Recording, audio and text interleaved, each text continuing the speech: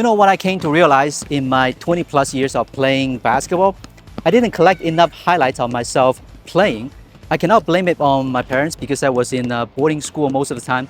They didn't know how good I was. But it wouldn't be you if you have this little device. Now, this one. This one is called the XBOTGO Falcon. Now, I saw this one at CES 2026 and I was so keen to get one for a review. Now, here it is. This product solves a crucial pain point for soccer dads, coaches, and the players, which is recording the precious moments.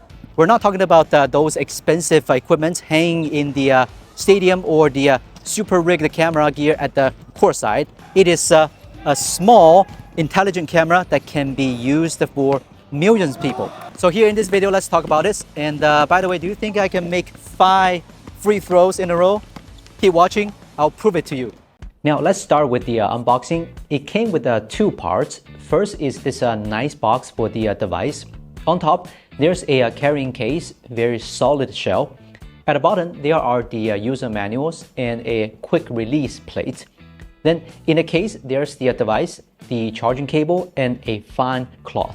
To use this device, it should be mounted on a tripod or a stand. I think it is recommended to get it from XBOTGO because the one from them is very solidly made. It comes with sandbags for better stabilization, and it can extend as tall as 4 meters or 13 feet. For some sports, or if you want to get an extreme angle, such a stand is a must.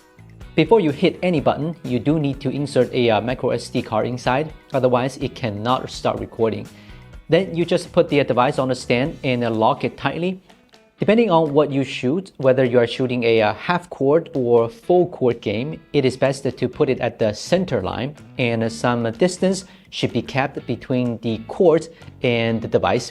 I think it makes sense as that way it can maximize the coverage. There are a few buttons on the top which allow you to basically use this device right away. Other than the power button, there are the M1 to M3, which are for 3 default sports mode. You can also change them in the app. The other 2 buttons are for more features available in the future. Next, connect it to your phone and use the app to control the device or try more features. The app reminds me of many action camera apps. They are very similar. Up until now, there haven't been any complicated settings. It is very easy to use actually. Okay, so I tried to record basketball and the experience is very good.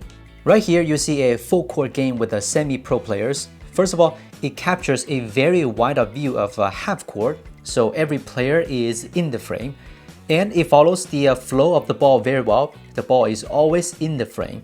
2 features really surprised me. One, it really understands the game. Like when the ball moves from a player outside the 3-point line to another player in the paint area, it automatically zooms in to capture the moment of the score. The same thing happens to the moment when a player is ready to shoot a 3-point ball. The most surprising moment is during the throw-in. Like in this scene when all the players are on one half court, then 2 players run back to the other half to do a throw-in. The device understands it, then automatically chases the 2 players until the ball gets inbound.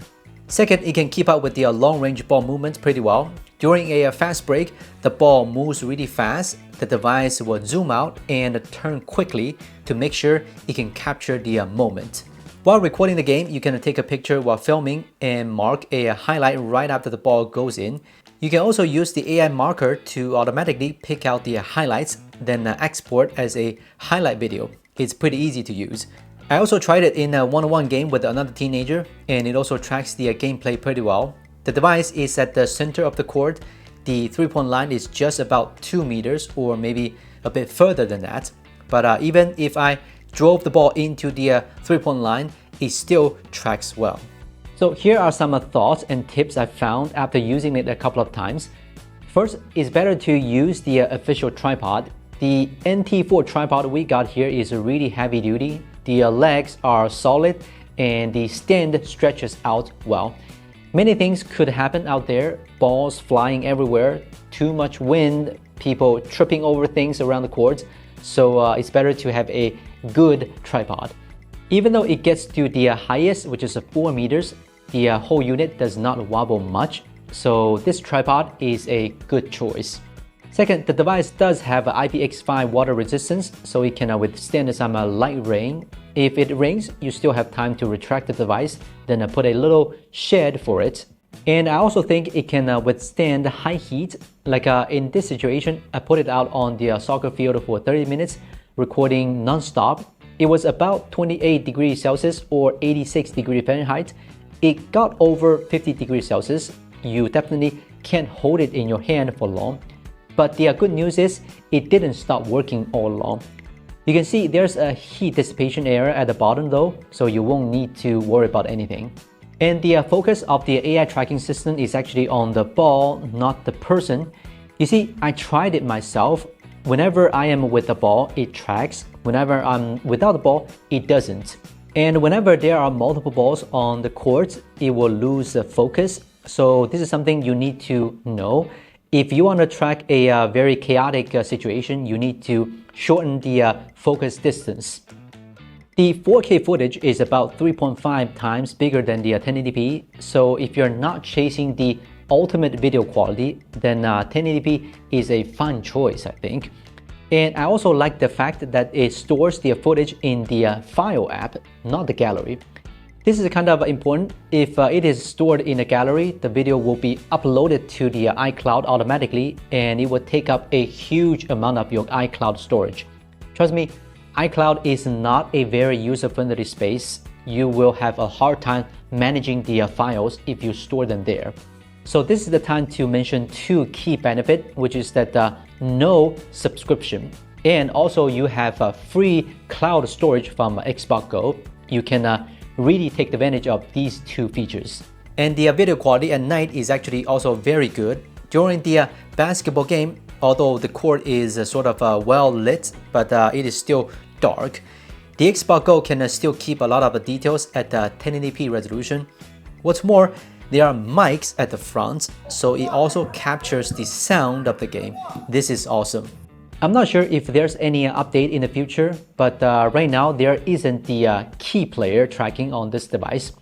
What that does is to track a single person all the time. Maybe it's your kid only, maybe it's the key player of the team.